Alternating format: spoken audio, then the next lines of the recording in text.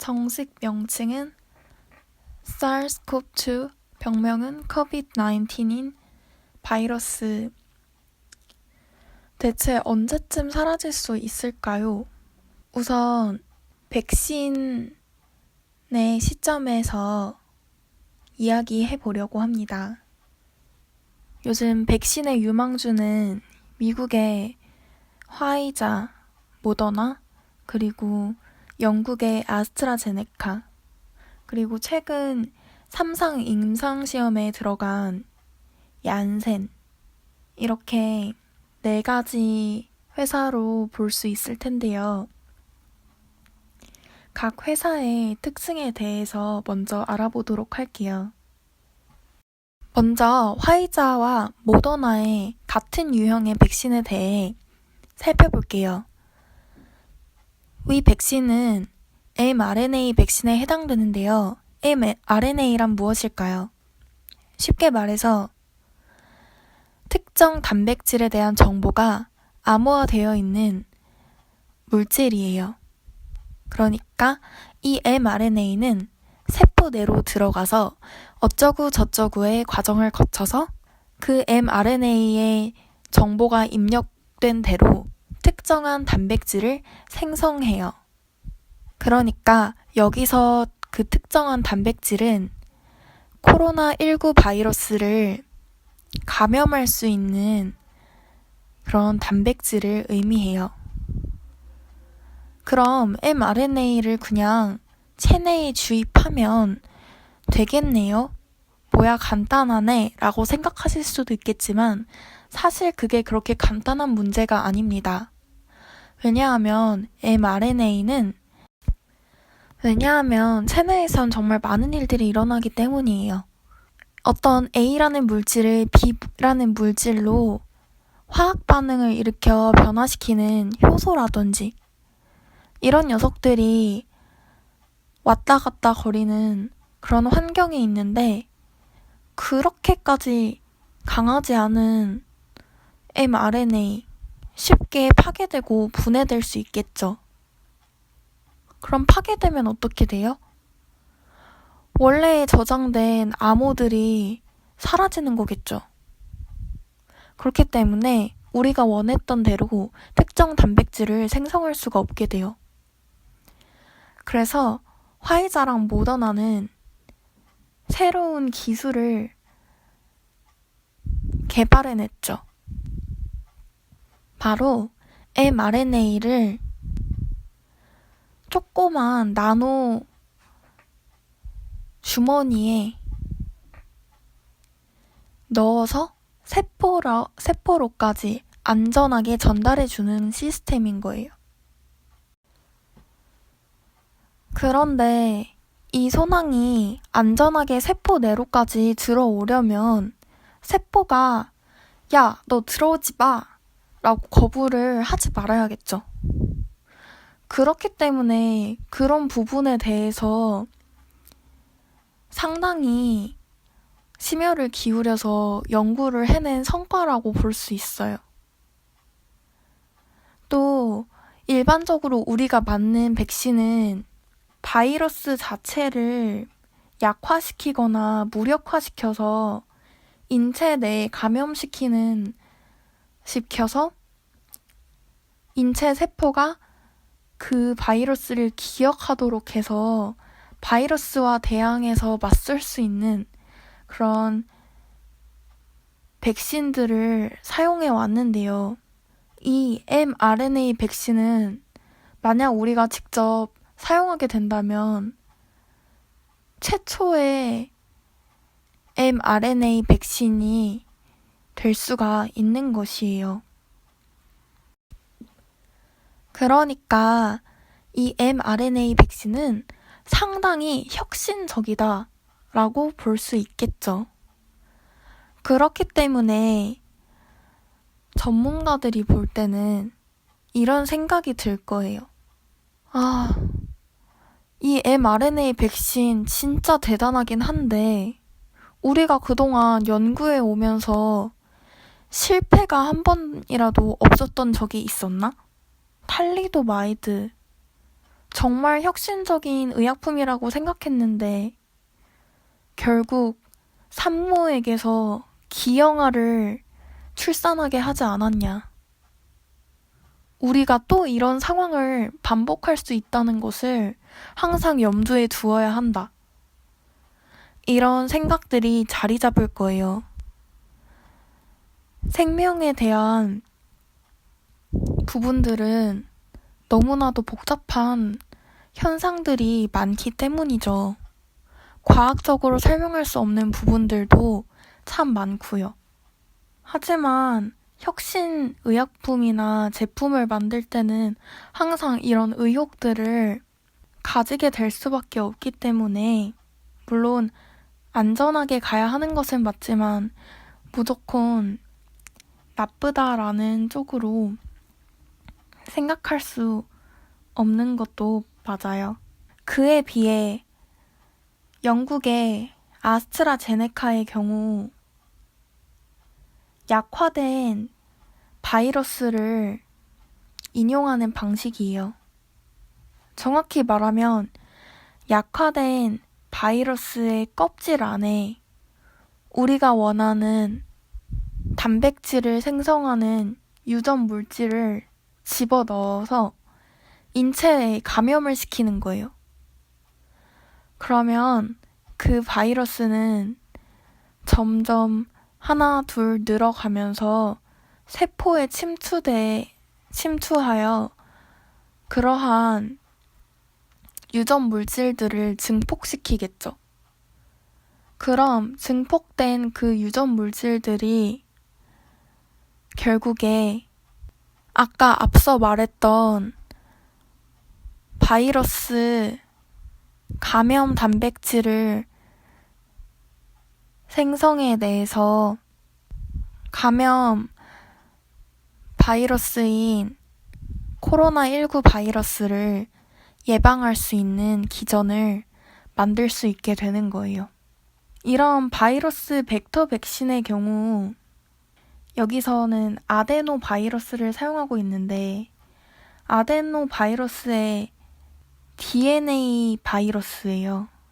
이런 DNA 백신은 아직 많은 연구 단계에 있긴 하지만 실질적으로도 사용하고 있는 백신이어서 어떻게 보면 좀 더 사용할 수도 있을 법한데 라는 생각을 할 수 있을 것 같아요. 아직 3상 임상에 이제 막 들어간 얀센도 이런 바이러스 벡터 백신이고요. 이제 백신들의 특징을 알아보았으니 제가 논문을 살펴보면서 생각했던 각 회사의 장단점에 대해서 분석해 보도록 할게요. 우선 mRNA 백신의 장점부터 살펴볼게요. 이 녀석들은 임상 3상 중간 결과 효능이 매우 높은 것으로 측정이 되었어요. 그러니까 이 녀석들을 넣으면은 이 녀석들에 대응하는 항체들이 자꾸 많이 생성이 되었다는 거죠. 화이자의 경우는 11월 18일에 95%의 확률이 나왔고 모더나의 경우에는 94.5%의 확률로 효능이 측정되었어요. 그리고 화이자와 모더나의 경우 임상시험이 일찍 시작됐어요. 7월 27일에 동시에 시작되었습니다. 그렇기 때문에 3만 명에서 4만 명 정도에 되는 많은 임상 참여자들을 보유하고 있어요. 그렇다는 거는 이 효능을 입증할 수 있는 데이터가 좀 더 많이 있다는 것을 의미하죠. 그런 면에서는 아주 좋고 또 제가 아까 리포솜에 대해서 언급을 하지 않았는데 리포솜은 세포막과 같은 성분에서 떨어져 나온 작은 소낭, 주머니를 의미해요. 그렇기 때문에 세포와 친밀한, 그러니까 가까운 물질이라고 생각할 수 있겠죠. 그러니까 리포솜과 같은 물질을 안에 mRNA를 넣어서 세포 내로 주입시킨다면 좀 더 반응이 잘 일어날 수 있겠죠. 그렇기 때문에 상당히 생체와 친밀한 물질을 사용해서 부작용이 좀 더 알러지와 같은 것들이 없을 확률이 높다고 생각해 볼 수가 있어요. 또 이 백신이 안전성만 잘 검증된다면 정말 획기적인 백신으로 세포와 의 신호 전달을 하는데 인용하기 너무 좋겠죠? 하지만 아직 개발 단계에 있기 때문에 단점도 분명히 존재합니다. 이 백신의 경우 보관할 수 있는 온도가 화이자는 최소 마이너스 70도씨, 모더나는 최소 마이너스 20도씨예요. 상당히 낮은 온도죠.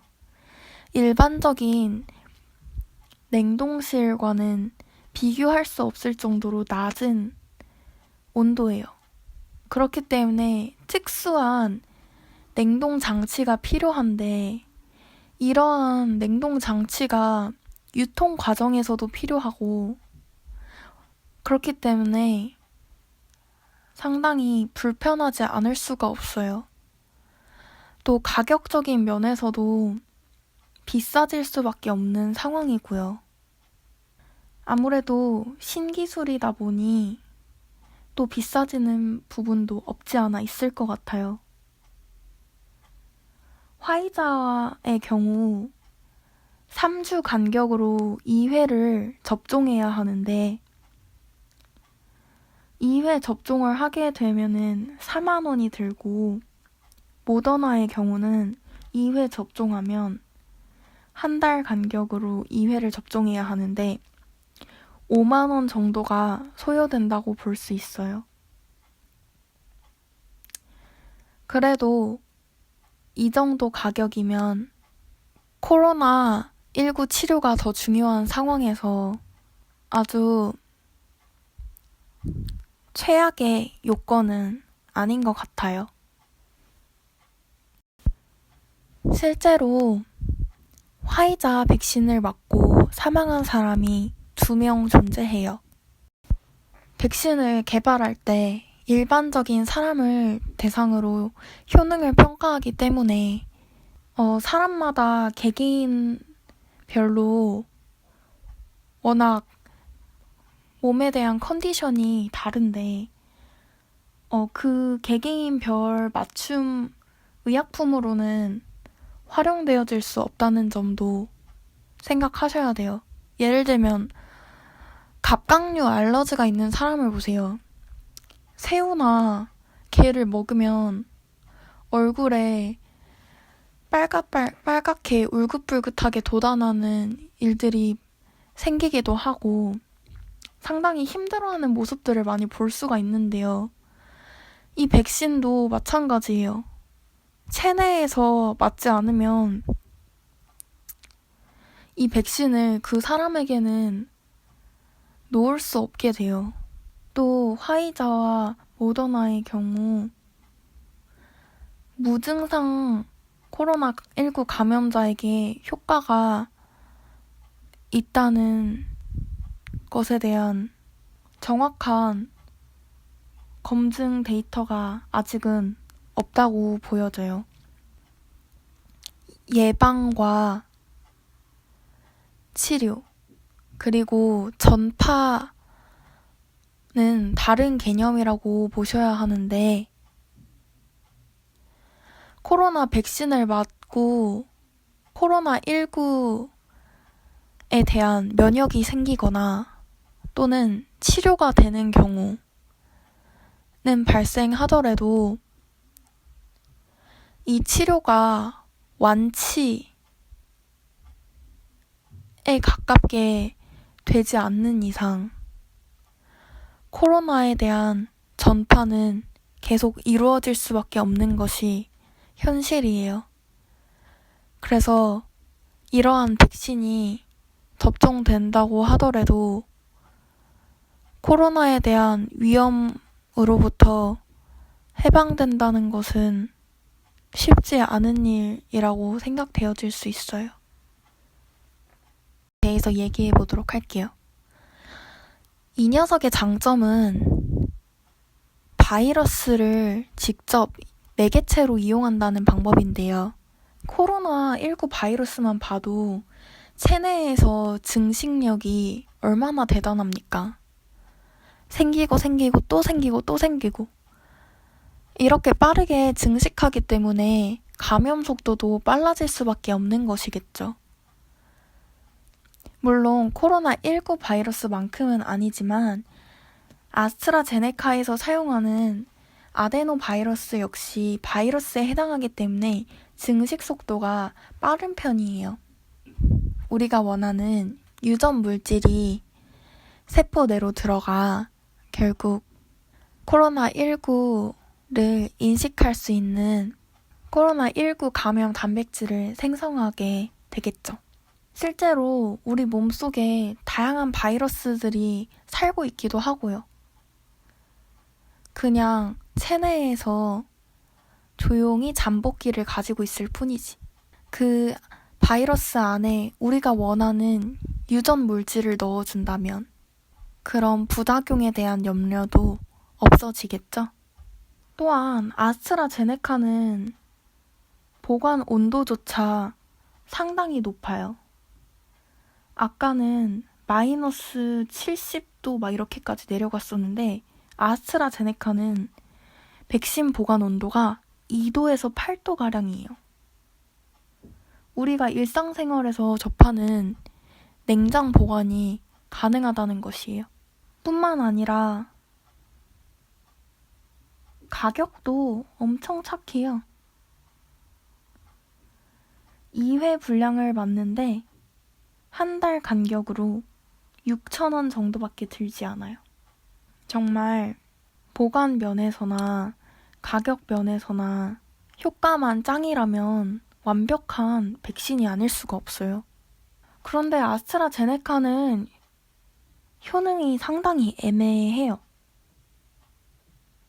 그러니까 2번을 접종을 하는데 한 번 접종하고 또 한 번 접종하고 나면은 효능이 62% 정도예요. 그런데 연구자의 실수로 인해서 1차 접종 때 기본 접종량의 2분의 1만 접종이 되었고 2차 접종 때 기본 용량만큼이 접종된 사례가 발생했었어요. 그때의 효능의 결과는 어떻다? 90%예요. 화이자와 모더나와 비슷한 효과를 나타낸 거죠. 그러나 이거는 단순히 연구자의 실수로 인해서 일어난 일이기 때문에 정확한 수치라고 보기는 어려워요. 그러니까 왜 이런 일이 일어나는지에 대해 명확히 설명할 수 있는 방도도 아직 없고 또 임상 3상 중간 결과 파츠의 일부에 해당되는 결과이기 때문에 아직은 좀 더 많은 임상 자료가 필요하다고 볼 수 있어요. 이제 슬슬 단점에 대해서 얘기해 볼게요. 아까도 말했다시피 아스트라제네카가 연구자의 실수에 의해서 그렇게 접종이 되었다고 들었는데 여기서만 봐도 약품에 대한 품질 관리가 제대로 되고 있나? 라는 의심을 한번 해볼 수 있어요. 약품이 약효가 들어있는 성분이 정확한 용량으로 들어있고 안에 인체에 해를 끼치는 불순물들이 존재하지 않아야 하는 것이 마땅한데 아스트라제네카는 그러한 부분에서 현재 약간 신뢰성을 잃었다라고 볼 수 있는 상황이에요. 그리고 아무래도 화이자나 모더나보다는 임상을 늦게 시작했어요. 8월 31일 정도. 그렇다 보니까 그 연구자가 실수한 부분도 있고 해서 그런 것까지 감안하면 임상 참여자 수가 그렇게 아직까지 많다고 볼 수 있어요. 볼 수 없어요. 정확한 이제 결과에 대한 데이터가 아무래도 아직은 좀 적다. 그렇게 볼 수가 있어요. 하지만 진짜 단순히 용량적인 차이로 인해서 그러니까 2분의 1회 1차 접종하고 2분의 1 용량을 1차에 접종하고 완벽한 용량을 2차에 접종했을 때 항상 90%의 결과만 나오게 된다면 오히려 아스트라제네카가 유리할 수밖에 없는 상황이에요. 왜냐면 효능도 좋지, 용량도 더 적게 맞아서 부작용에 대한 위험도 줄일 수 있지, 가격도 더 착해지겠지. 그렇기 때문에 아스트라제네카가 잠재적으로 위대해질 가능성이 있다는 것은 좀 염두에 두어야 될 부분이 아닌가? 아직은 좀 더 지켜볼 만하다 싶어요. 화이자나 모더나도 물론 잠재적인 측면에서 혁신적인 제품을 내놓았다는 것에서 기술적으로 많이 앞서져 있고 그리고 FDA가 미국에 있는 것이잖아요.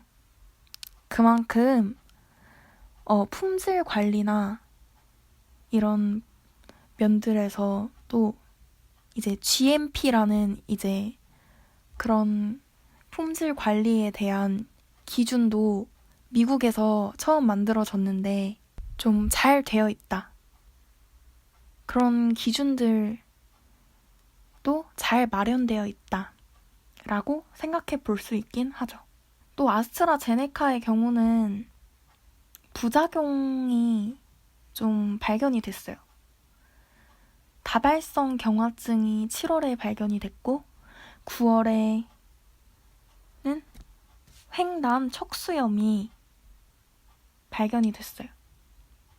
물론 7월에 발견된 다발성 경화증은 그 환자가 이미 그러한 질환을 보유하고 있다라고 보고 있긴 한데 횡단 척수염 같은 경우는 바이러스나 백신이 충분히 원인이 될 수 있거든요. 바이러스가 이제 척수 단면에 이제 염증을 생기는 그런 과정들이 일어날 수 있다는 겁니다. 그러니까 아무리 약화된 바이러스를 사용한다 하지만 그 약화된 바이러스가 뭐 제대로 약화가 되었다라는 보장도 없고 사실은. 그리고 어쨌든 살아있는 바이러스를 주입하는 것이기 때문에 환자에 따라서 또 다양한 양상이 나타날 수 있다는 점도 생각을 해볼 수 있어요. 또 얀센도 비슷한 계열인데 아스트라제네카랑 비교해서 아직까지 그렇게까지 큰 차이는 없는데 좀 좋은 거는 이제 얘는 1회만 접종해도 충분하다 라는 부분이 조금 메리트인 것 같긴 해요. 그러니까 각 회사마다 이렇게 장단점들을 각각 가지고 있는 상황이고요. 두 회사 정말 두 형식의 부류의 백신 회사 모두 나름대로의 진짜 장단점을 너무 많이 가지고 있어서 뭐 이게 좋다 나쁘다를 확실히 표현할 수 있는 방법이 없어요. 아직 임상 단계이고요. 솔직히 말해서 유전적인 파트는 뭐 잠깐 사이에 뭐 나쁜 일이 일어난다? 이런 것들이 발생하지 않을 수 있어요. 왜냐면 뭐 유전자가 세대를 거듭해서 이제 자손에게 전달이 되고 유전적인 변이가 하루에도 수도 없이 많이 일어나고 있고 돌연변이가 생성되고 있죠. 그렇기 때문에 향후에 이렇게 인위적으로 만든 그 유전 정보를 주입했을 때 장기적인 관점에서 어떤 일이 발생할지는 아직까지는 알 수 없는 거죠.